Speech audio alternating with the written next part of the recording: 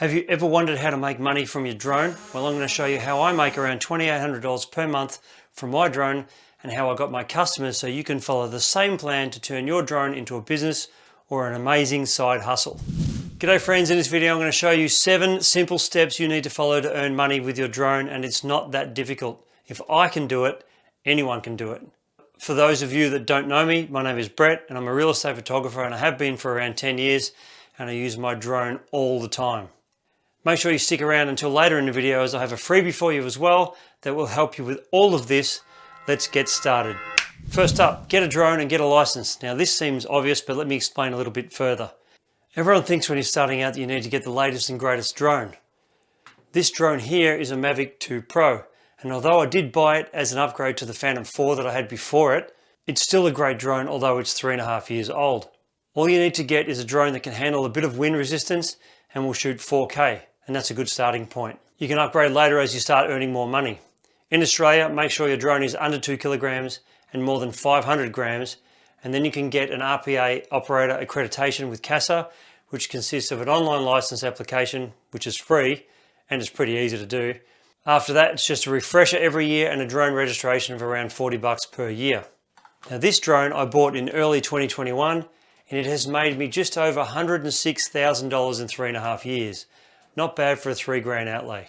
Number 2, focus on real estate and the building industry. Real estate is a great way to start because of the high turnover of work. I can't tell you the amount of times I've photographed the same property, and if you stick around your local area, you'll quite often see a turnover of properties for sale every 3 to 5 years. The other great avenue is the building industry, which goes hand in hand with the real estate industry. If you get in with a few developers, they quite often need construction updates for their marketing, which means you do photos and video for one job, which is usually around the $450 to $500 mark. And real estate drone photos are around $250 per job. The big bonus here is they want these updates usually bi-monthly. Every time they develop a stage, they need another video. And then once all the housing is built, it gets handed over to a real estate company and they start selling the houses individually. And if you're in with that real estate company, you get that work as well. So you're basically shooting on a regular basis as the construction goes ahead. And once it's finished, the real estate company then sells it. Then they get you in to do property drone photography as well, which is another $250 per property. This one goes without saying, but it's get customers. When I was starting out, I did a search of all the real estate agencies within a 10-kilometer radius of where I lived, and there were 70 different agencies in that area. In Australia, almost all of them have Facebook pages, and they all accept direct messages. So I messaged them all, and this is the general spiel I said to all of them. Hi, Katie. I'm a drone photographer and videographer who did my training on the other side of town, but I would like to move my business closer to home, which is in the local area. I understand that you probably have a drone photographer already, but in the event that they go on holiday or are sick, I would be happy to be your backup photographer. Please see attached price list and have a great day. Writing it this way says you're qualified, that you're already working in the industry, and it also shows you have integrity, as you don't want to steal another person's job. But a funny thing does happen though. If you start to get work regularly, and you over-deliver on your services, you end up being the main photographer over time with these companies anyway. The other thing I did at the start was to get out on a sunny day and walk around with a printout of my price list and knock on real estate agencies' doors. I gave them the exact same spiel as in the email, and then I would hand them a price list. I have 2 customers to this day that I got from doing that, and yes, I know it's old school, but sometimes going back to basics works. How many emails do you think a real estate agency would get a day? Probably hundreds. How many people go into the office and make the effort? I would say only a handful of people. This cuts down the competition straight away. Another way to get work is to find a real estate photographer who doesn't do drone work, and there's plenty of them, and contract to him or her. Number 4, this one's a great one because it's really effective. Offer a free drone photo shoot. Some real estate agencies will just take the free shoot and ditch you after that, but at the very least, some will keep you on file in case they need you, and others will start using you straight away. A delivered set of photos looks like this. And don't worry if you don't know how to create this template, because as promised at the start of this video, I have a freebie for you. This white template is the one I use for most of my customers, and it's yours for free to get started. If you want a more detailed set of templates, then you may want to get these ones as well. In this bundle is 11 different drone Photoshop templates, the sky I use all the time, a square brush that I've created as well, and a couple of Lightroom templates to quickly color correct your drone images when you've done all the editing. And as usual, I'll put links to both in the description for you as well.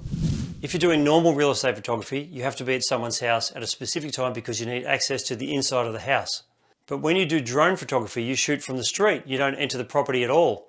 All you need is flyable weather and it to be daylight and you're good. So if you have a full-time job and you finish early to mid-afternoon, you can do a shoot after work and on weekends, which means you can build your business up and then quit your job when you're ready. This is so true. Other services flow on from this. When I started in real estate photography, drones weren't barely a thing. I got into the industry doing real estate video only. Then agents started asking for extra services, so I just kept adding them as time went on. Now I do photos, video, floor plans and site plans, drones, FPV drone video, virtual staging, and I have 2 other photographers who work with me as well. It all started from me doing one thing. And how did I learn all these things along the way? 2 ways. One is I did a few Skillshare courses in real estate photography and so on. And the other way was you guys, YouTube. I watched a lot of YouTube videos. Birds are the biggest headache when flying a drone for real estate because although you don't have to shoot at a particular time, they do have a due date of when they need the images. So if it's nesting season, you just can't wait a month until it's over. The most effective thing that I've found to keep birds away is this reflective tape, these master air screw propellers, and this strobe light as well. With these, it keeps the birds away 95% of the time. But in Australia, for the first half of spring, magpies are very aggressive and they attack the drone and you. But once you get above the nest and start moving the drone away, they tend to leave you alone. So don't get any of this stuff if you want to keep Australian magpies away during nesting season because they don't seem to care at all. But it works great on the rest of the bird population. If real estate drone photography is something you want to get into, then you'll just love these 2 videos here as it shows you exactly how I shoot and edit a property for real estate photos. Thanks for watching.